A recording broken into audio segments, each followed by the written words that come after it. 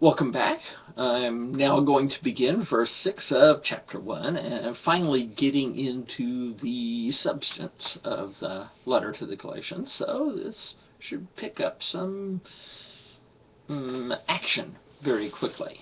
And Paul gets into the subject at hand very directly, very abruptly.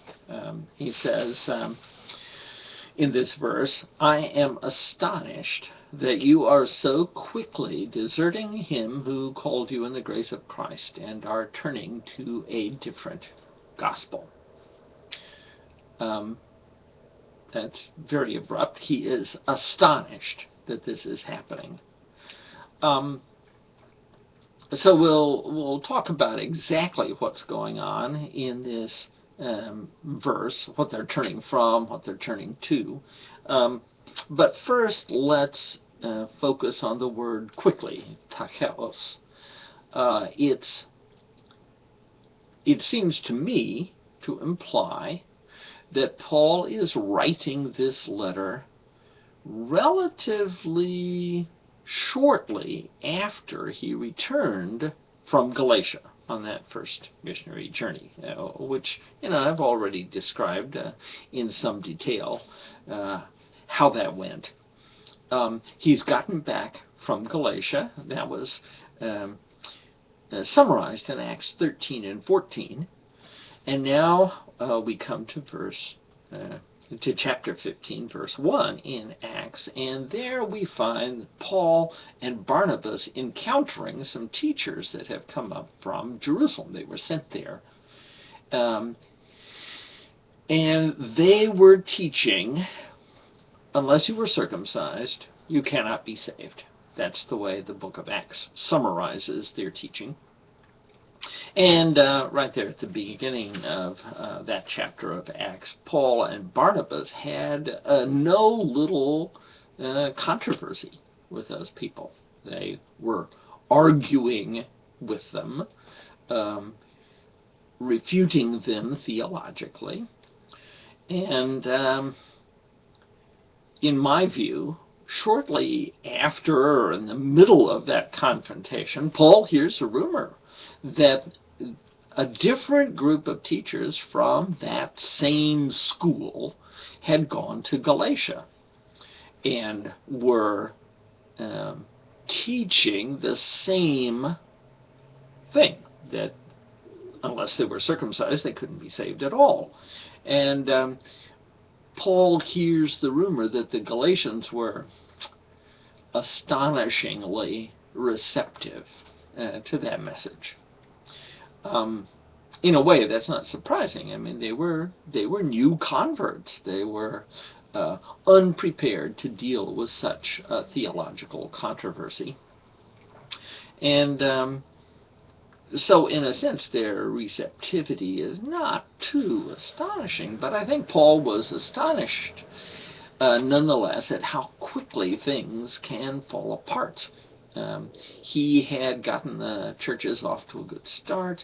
He had, given them orally the basic outlines of the gospel, the good news, and so on. And he is just astonished. Maybe a better word would be he was dismayed at how quickly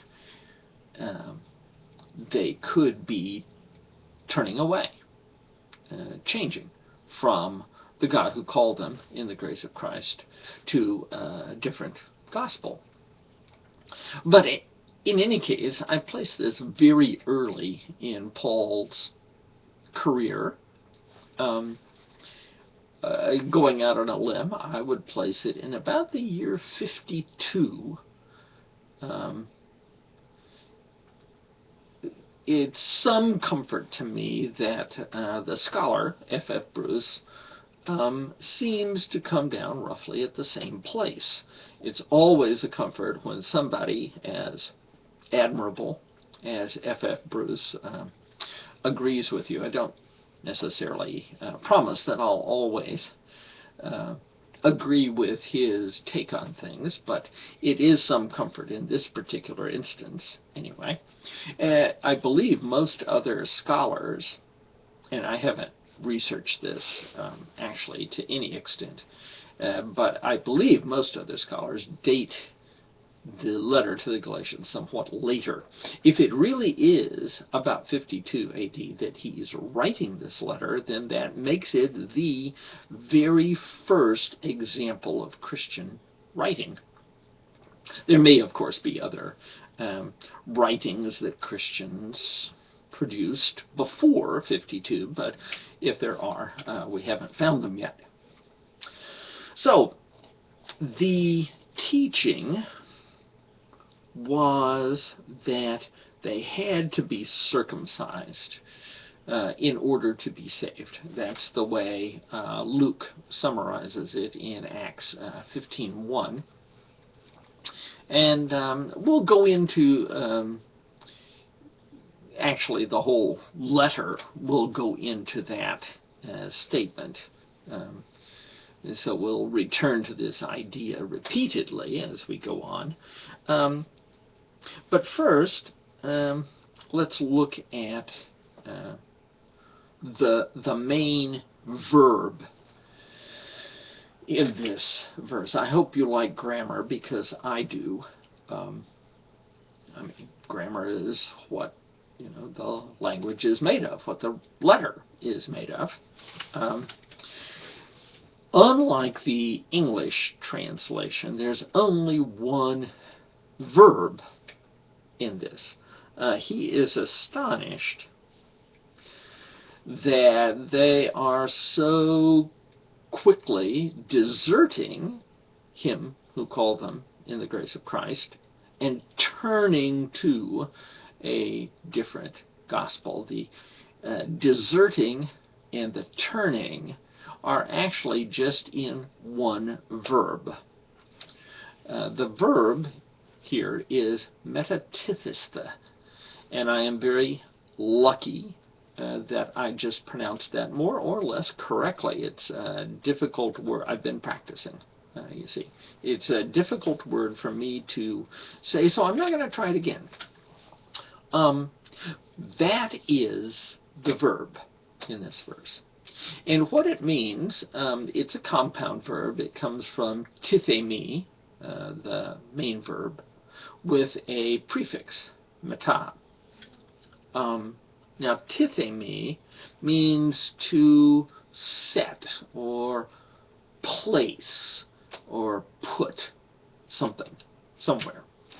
And when you add meta, it means to change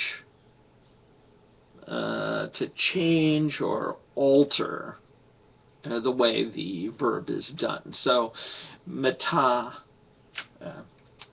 metatithemi, when you make it a compound verb, it's to change the place, to place differently with respect to its surroundings, to rearrange, might be a way to say that. Now, this particular verb is in the middle voice. And so I should explain a little bit about what that means. Partly because grammar is fun. In English, we don't have anything like the middle voice.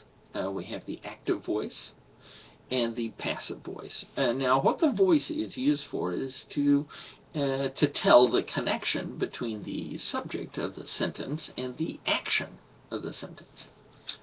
In the active voice, then, the subject is described as being the producer of the action. In the passive voice, the subject is being described as the receiver of the action. So let's say, in the example of the verb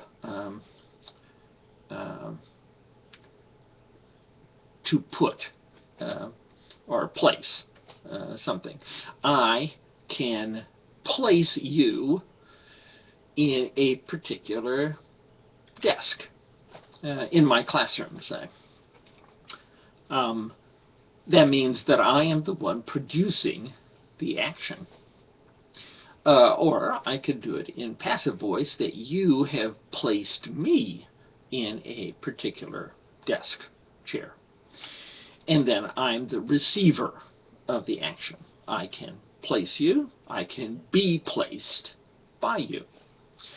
Now the Greeks had a middle voice which portrays the subject as being both the producer and the receiver of the action, so that the subject does something with regard to itself. In this particular case, then, they are placing, they are altering, making a change, rearranging something in themselves or with respect to themselves.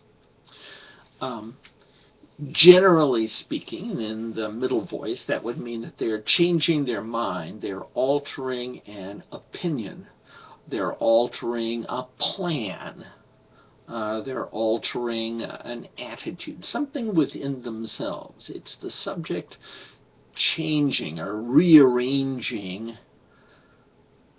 themselves with respect to the outside world, their environment.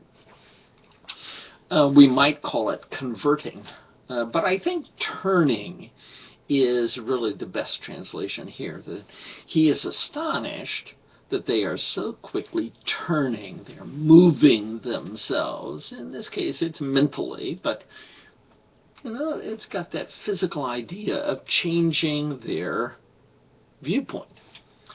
They are turning from one thing, turning away from one thing, and they're turning toward something else. Now, that idea of turning, then, the English translations tend to split it up into two verbs. Their relationship with what they are turning away from, that they're deserting it, and their relationship to what they're turning toward, that they are turning to a different gospel. And so that's all connected in this one word, the turning. Turning away from, toward. And I think the English translations tend to split it up for emphasis, to bring out that activity that's going on. They are altering their opinions. And in the next video, then, I want to go into these two, the previous opinion and the new opinion, what it is they're turning from, what it is they're turning toward, and how they're related to each other. And so I will end this now, and in the next video we'll begin in this same verse. I hope to see you then.